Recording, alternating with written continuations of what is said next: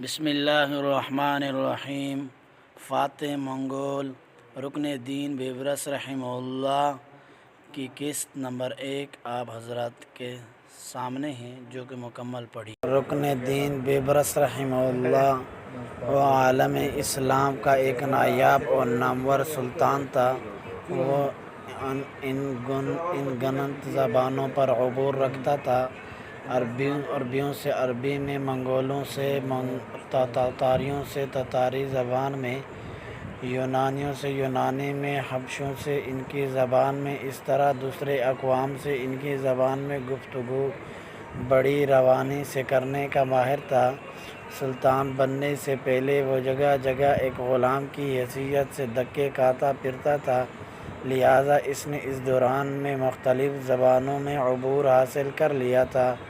وقت کی آنکھ نے کبھی اسے ایک گڈرے کی صورت میں دشت کبچاک میں بھیڑ بکریاں چراتے ہوئے دیکھا۔ آسمان نے کبھی اسے دمشق شہر میں وردہ فروش کی منڈی میں ایک غلام کی حیثیت سے بکتے دیکھا۔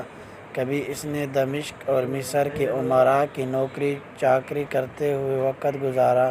کبھی رزم گاہ میں ایک صف شکن لشکری کے سنگ میں بھی دیکھا گیا۔ کبھی وقت کی تیز آنکھ نے اسے اسلامی لشکر کا سالار اعلیٰ کی حیثیت سے بھی دیکھا۔ مشہور امریکی مورخ اس کے متعلق لکھتا ہے، اسے اپنے سوا کسی پر اعتبار نہ تھا، اس لیے وہ بھیس بدل کر خود گشت لگاتا، اپنے لیے دشمنوں کی خود ہی مخبری کرتا تھا اور اپنے ہم پیالہ ہم نوالہ ساتھیوں کو چھوڑ کر تنہا نکل جاتا۔ کبھی اسے مصر میں دیکھا جاتا، کبھی وہ دوسرے دن فلسطین میں نمودار ہوتا۔ 4 دن بعد لوگ اسے عرب کے ریگزاروں میں دیکھتے۔ اس کے چند دن بعد وہ خانہ بدوش کسی تیز رفتار سے کسی دوسری جگہ لوگوں کو دکھائی دیتا۔ جن دنوں وہ عالم اسلام کا سلطان بنا، ان دنوں میں منگولوں نے مسلمانوں پر حملہ آور ہو کر ان کے بیشتر علاقوں کو تباہ و برباد کر دیا تھا اور ہلاکوں مسلمانوں کے علاقوں میں دندناتا پھرتا تھا۔ ایک بار ایک منگول مغنی کے بیچ میں وہ اکیلا و تنہا ہلاکوں کی سلطنت میں داخل ہوا۔ کئی دن کے لگاتار سفر کے بعد وہ اس کے علاقوں میں داخل ہونے کے بعد قریہ بستی بستی اس کے علاقوں کی جاسوسی کرتا رہا۔ کیونکہ وہ مختلف زبانوں پر عبور رکھتا تھا، لہٰذا کسی کو شک نہ ہوا کہ وہ مسلمان ہے یا مسلمانوں کا سلطان ہے۔ ایک دن اس نے منگولوں کے ایک شہر میں ایک نان بائی کی دکان میں کھانا کھایا اور ایک برتن میں اپنی شاہی انگوٹھی اتار کر رکھ دی۔ اس کے بعد وہ اپنے علاقے میں واپس آ گیا اور ایک قاصد ہلاکو خان کی طرف بھیجا اور اسے کہلایا، میں تمہاری مملکت میں حوالات کا معائنہ کرنے کے لیے فلاں جگہ گیا تھا، فلاں شہر میں فلاں نان بائی کی دکان پر اپنی شاہی انگوٹھی بھول آیا ہوں، مہربانی کر کے وہ انگوٹھی تلاش کر کے مجھے بھجوا دو، کیونکہ وہ انگوٹھی مجھے بے حد عزیز ہے۔ ہلاکو خان مسلمانوں کے سلطان کی اس جرأت و جسارت پر ششدر رہ گیا۔ وہ اس کی دلیری سے ایسا مرعوب ہوا کہ اس کی انگوٹھی تلاش کر کے اس کی طرف بھجوا دی۔ منگولوں کو جب خبر ہوئی کہ مسلمانوں کا سلطان خود بیس بدل کر اس کے علاقوں میں داخل ہوا تھا، تو مورخین لکھتے ہیں کہ منگولوں پر سلطان کی ہمت اور شجاعت کی وجہ سے ایک دہشت اور خوف طاری ہو گیا تھا۔ وہ سوچنے لگے تھے کہ جس سلطنت کا حکمران اتنا جرأت اور جرأت مند ہو، اس کے لشکروں کا کیا عالم ہوگا، ہم اس کے مقابلہ کیسا کریں گے۔ ان دنوں کیونکہ بحیرہ روم کے ساتھ ساتھ مغرب کے صلیبیوں نے اپنے بڑے بڑے اڈے بنا لیے تھے، جہاں سے نکل کر وہ مسلمانوں کے خلاف صلیبی جنگ کی ابتدا کرتے تھے۔ ان میں زیادہ نامور انطاکیہ کا حاکم بوہیمنڈ تھا۔ سلطان ایک مرتبہ ایک نصرانی زائر کا بیس بدل کر صلیبیوں کے مقبوضہ علاقے میں جا داخل ہوا۔ کئی ماہ تک ان کے عسکری استحکامات، قلعوں اور دوسرے اہم مقامات کا جائزہ لیتا رہا۔ وہ تقریباً 22 ایسے علاقے دیکھنے میں کامیاب ہو گیا جو ان دنوں صلیبیوں کی عسکری قوت کا مرکز تھے۔ یہ سارا کام اس نے تنہا کیا۔ اس کے بعد اس نے ایک عجیب ستم ظریفی کی۔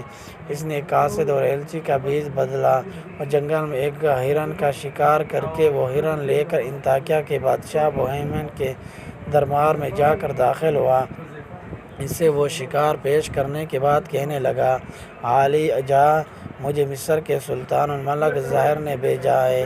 پتہ چلا کہ آپ کیوں شکار کا بہت شوق رکھتے ہیں، ان دنوں شکار کے قابل نہیں ہیں، لہٰذا انہوں نے یہ تازہ شکار بطور ہدیہ بھیجا ہے، اسے قبول فرمائیے، میرے آقا آپ کے شکر گزار ہوں گے۔